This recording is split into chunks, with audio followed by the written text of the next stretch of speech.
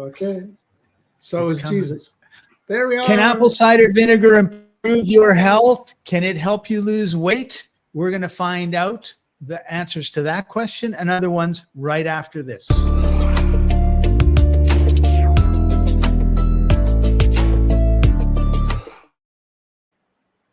Welcome, everybody. This is the Life Enthusiast Online Radio and TV Network. I'm your host, Scott Paton. Joining us, as usual, is Martin Pytela, health coach. Hey, Martin, how are you doing today? It's a good life. It's a good life. All right. Before we get into apple cider vinegar, I think there's a really important thing people need to get their head around, and almost nobody outside of yourself and myself, and only me because I know you, get it. And that is, if you have a runny nose, if you have a cough, if you're sneezing, if you have a stuffy head, and you feel like you've got this cold, a sickness, and a flu, everybody thinks it's a bad thing. But in fact, it's a good thing. And I want you to take a moment to just sort of explain it to everybody. All right. I think Scott threw the stick to me to carry. So, flu really is a symptom of your body detoxifying. It is actually trying to get rid of things. And so when your nose is running, it's fluids leaving, especially mucus, stuff that it wants to get rid of. When you're coughing, it's the alveoli in the lungs and whatever else is in here trying to bring stuff up and let it out of your throat, get it out of here. And then, of course, you may have diarrhea, you may be throwing up, and the best thing you can do is to sweat. And there are two things. One is the old school, which is take an aspirin and get in bed, cover up warmly, and allow your body to sweat. Because you sweat it out, the toxins will leave your body through the pores, then you're good. Now, if you have a sauna, get in a sauna. If you have neither of the two, get in a hot bath, especially with baking soda, magnesium, say like Epsom salts, and with some borax. 20 to 30 minutes in a hot bath. You'll be sweating. You won't see it, but your body will be dumping toxins into the bath. Quickest way to get over a flu. Is that what you meant, Scott? Huh. I know you're there. You're just not talking. Yes. It's just a little slow on this end. I'm in deepest, darkest Africa, and unfortunately, they promise good Wi-Fi, but they're not delivering. So if I disappear for a while, that's it. Yeah, and the reason it came up is before we went online, you were coughing a little bit, and I thought, you know what? We need to, and I have some friends here who have a cold, and I thought, we need to talk about that because they want to suppress everything and a few weeks ago, you and I were talking. I think we talked about it online. Like I got off of a flight, and for the next 24 hours, I had full on turned on the faucet. Stuff was coming out of my nose, white and clear, and I could have tried to stop it, and I just said no. I'm going to just sort of lay down and just let it all out. And the next day, I felt great. So yeah. I think it's really important that we understand that our health is not the way we've been taught. Exactly. And the more you fight it, the longer it will be. Yeah. Anyway, you wanted to talk about apple cider vinegar, did you not? Sorry, I dropped for a second. I didn't hear what you said. I said you wanted to talk about apple cider vinegar, did you not? That's right. Today's topic is the real reason why apple cider vinegar helps with weight loss. And I guess let's talk about one myth about apple cider vinegar, and that is it's full of nutrients. It's incredibly nutritious. Well, that's marginal. It's mostly vinegar, but that's good. Acetic acid is one of the good amino. No, it's not amino. Well, it's an organic acid, right? Like the simplest one is HCl, which is hydrochloric. Your stomach makes that. Acetic acid, that's vinegar. Citric acid, that's from lemons. Malic acid, that's from apples.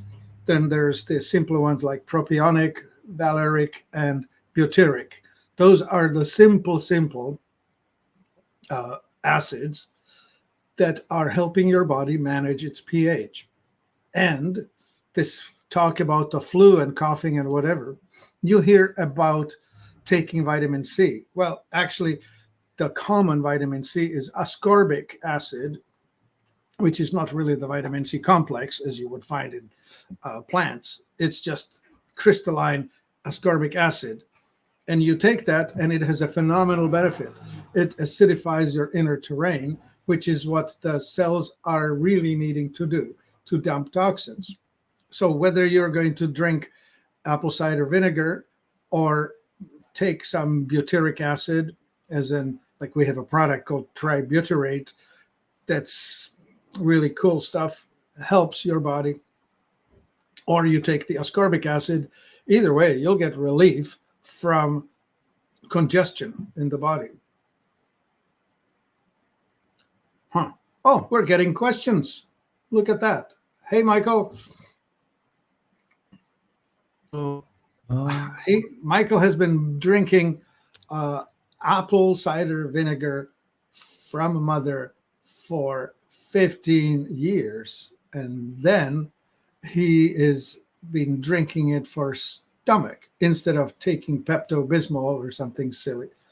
And that is a beautiful thing, because when you increase the acidity of your stomach has the power to deal with the incoming traffic more efficiently. Many people in the medical system say, well, your stomach is too sour and you are burping up acid and you're having heartburn and we need to lower the acidity of your stomach. Wrong. If your acidity of your stomach were greater, it would actually shut the valve at the bottom of the esophagus or top of the stomach, and you would be burping up no such thing.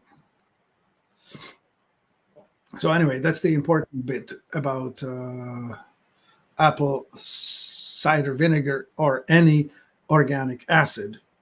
It helps you with digestion, but it also helps you structure your cellular health better. So the talk about apple cider vinegar was supposed to be this. It helps you get rid of toxins. It helps you correct your pH balance. Therefore, it helps you release the fat that your body's hanging onto in order to store toxins. It's a bizarre thing. Like a lot of that light kind of fluffy fat that you find on your belly is, in fact, helping your body release what it's hanging onto. And that is this wonderful point. It's helping you release the water. And it will take off the weight of the legs as well. Yes, all beautiful points, because once you correct the pH, the toxins are released. They no longer need to be diluted by water, right? Like your body is retaining the water so that it can lower the concentration of the toxins. So when the toxins are gone, the concentration is, well, what's the word? You can let go of the water because you don't have the reason for which you're holding the water there. Here's the thing. Cortisol is the hormone that your adrenals release in response to stress. So you have some external threat or perceived threat, whether it's all in your head or whether it's coming in from the outside, your body can't tell. It releases cortisol, and cortisol is what causes your pH to go more alkaline. Bizarre as that goes. And if it stays that way, you will experience things like cramps, neuritis, as in pain in the nerves, pain in the limbs, and stuff like that. And it has to do with the sodium-potassium balance, where cortisol causes the retention of sodium. By the way, that's why doctors tell you to be eating less salt, because you are retaining sodium. The answer isn't to eat less salt. The answer is to be less stressed. to relax. And in fact, the better answer would be to increase potassium. Main reason for the doctors not talking about potassium is that potassium is bound up in your cells on the inside of the cell, inside of cell barrier or cell membrane, which means that when they do a blood test, they don't see potassium. The potassium is in your body, but hiding from the blood test. So what am I trying to tell you? If you increased your intake of potassium, or if you increase the intake of organic acids, such as acetic or lactic or propionic or butyric, all of them will help to reorganize the cell terrain in such a way that you will be not hanging on to toxins, will be releasing the effects of stress. So constipation goes away, muscle weakness goes away, blood pressure normalizes, possibly irregular heartbeat will become more regular. All kinds of diffuse pain will go away. Arthritic pain goes away. Cramps stop. Now, if you are eating a diet that's too high in protein, you will end up with a metabolite of digesting proteins, and that's called guanidine. Some people pronounce it guanidine. And it causes your body to be more alkaline. And the antidote to that is to increase the intake of both sodium and potassium, but you need, well, the numbers that you see on RDA, they say 2,500 milligrams of sodium, 4,700 milligrams of potassium. So by weight, you need about double potassium of sodium. So if you were taking a teaspoon of salt in a day, you would need to be taking 2 teaspoons of potassium chloride, KCl, which, by the way, you can purchase in grocery store aisles. It's called the salt alternative. Look for that, KCl. I have also seen bags of it sold for water softener, as a water softener salt. And that was sold in 20-pound bags for cheap.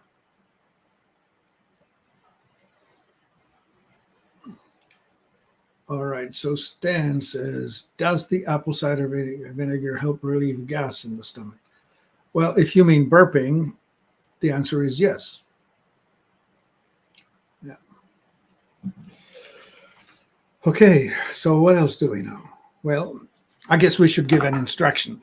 So on Life Enthusiast, you can buy potassium in liquid form. It's just a bottle of potassium. You can take it by the spoonful. You can buy it for cheap in a grocery store. The normal acquisition of potassium in food, it's rich in bananas, potatoes, all the green things. As long as you eat lots of salads, you will probably be okay. But it's smart to take extra potassium. When you do, you will probably feel more energetic. But more than the mineral potassium itself, we should also focus on the pH, on the body lacking organic acids. Normally, we create a lot of lactic acid by working hard, like when we exercise or over-exercise to the point where we are cramping up from the exertion. That's lactic acid being produced by your cells. And you, in fact, need that because that lactic acid is going to be utilized in your colon to regulate the pH. Your colon is supposed to be quite acidic. And if it does not get enough acidity, your elimination will suffer. And your water retention will suffer, and so on. Anyway, so this quick drink that helps a lot of people is this. 2 teaspoons of apple cider vinegar, 1 teaspoon of lemon juice, optional cranberry juice, maybe a teaspoon of that, a pinch of salt, a wee bit of something sweet. I personally use Canadian maple syrup, but honey will work. Blackstrap molasses will work. Just anything to cut the edge of the intense sourness of the vinegar and lemon. And finally, if you like, you can add ginger. Ginger is an interesting stimulant. It is, well, if you've already experienced it, ginger has quite a bite to it. And it's awesome to just slice up a piece of ginger root. It's a tuber. And put it in water and let it just steep in the water. Or if you want, you can make ginger tea with it. And then you can add that to this drink. Now, some people love ginger, others not so much. For others, it's just an unpleasant stimulation that they don't care about. So if it works for you, great. If it doesn't, skip it. Hey, Scott. Yeah, I want to make a comment about the ginger drink, because there's a drink here in Kenya called dawa, D-A-W-A or D-O-H-A. I forget how. I've seen it both ways. And it's ginger. It's a hot drink. It's ginger. They give you some honey on the side to sweeten it up, and lemon, freshly squeezed lemon in a hot drink. And I'll tell you, you take a couple sips, and you don't know if it's the heat of the hot drink or the heat of the ginger that's causing everything to go on fire. But it's a really, really good drink, and I'm quite enjoying it here. Right. Back in America, ginger ale is the drink. But when you buy commercial ginger ale, it's a pale shade of that thing. You need to make your own. The real thing. I remember as a kid, when I had the flu, my mom would give me some ginger ale to drink. Right. Which it works, right? Ginger ale will stimulate elimination because ginger does have the stimulation. But it's a very, very mild thing the way it's sold commercially. Right. So, Martin, before we wrap up, just getting back to apple cider vinegar, I think the drink that you put together was excellent. I know I've tried to be consistent in having apple cider vinegar, and I just find it's too, and I drink all sorts of stuff that tastes terrible. But for me, there's just something that's just like, oh, I just can't get it down. But I'm thinking if I mix, I think two things. One is I have too much apple cider vinegar, and the other is I'm not mixing it with other things that kind of take away the whole taste. Yeah. And turmeric is another tuber like ginger that I really like taking in a tea. Here's a cute question.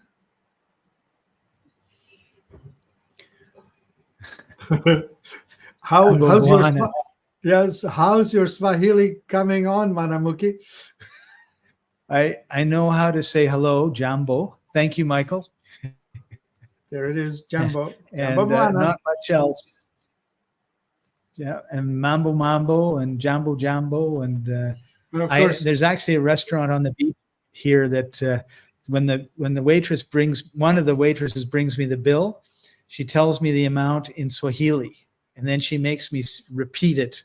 And so she's actually teaching me Swahili. It's really wonderful, but I'm a bad student.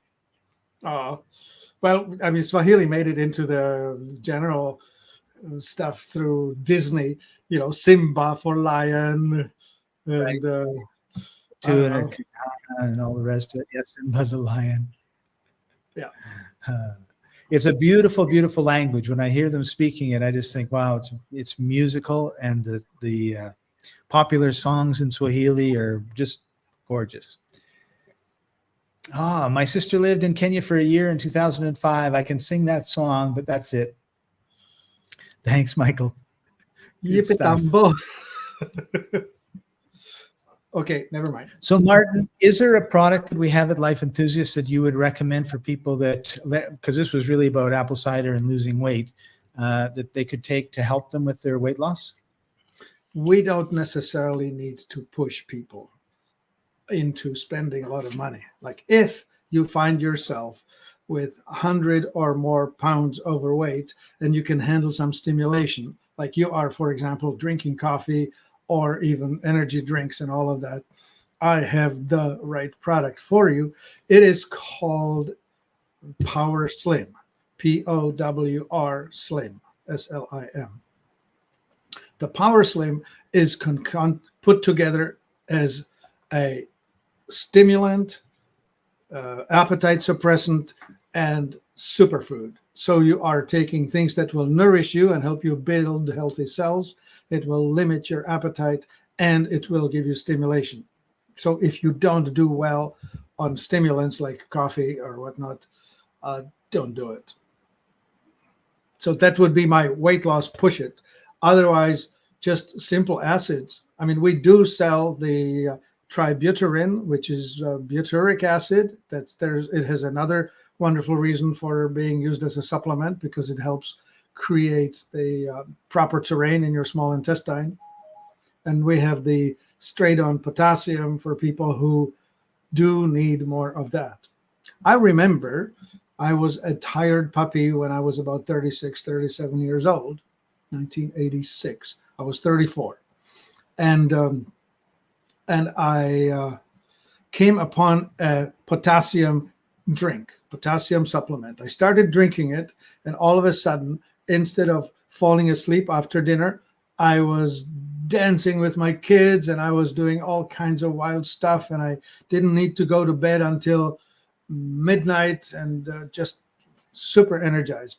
And it was all thanks to supplementing potassium, which is different from supplementing apple cider vinegar. People keep thinking there's potassium in apple cider vinegar. It's not. It just helps the body to balance it and release the stores. Oh, it's complicated. So what would I do for weight loss? I would push apple cider vinegar, and I would also push potassium. Those will definitely help, because one of the important reasons people retain fat on their belly is cortisol. And cortisol pushes the pH, and the antidote to cortisol is to lower the pH, and that's the vinegar. So that's why we need to go there. Well, I am looking at my clock. I have about 3 minutes left here. So if you have another question, oh, this is a cool one. And then we'll see the verse of Jumbo Bueno. Okay. Well, I'm glad that we're having fun this way. So next thing that we're going to do is this. What Scott just put up on the bottom of the screen is this. We are going to be, and this is an incorrect way it's written down. I'm actually going to have to write it out correctly, because the link is actually https://t.me/LIFENTCO. This is the correct link. I don't know why it says escape to Mexico now. That I don't understand. But this is the link where you'll find me in 2 minutes. We have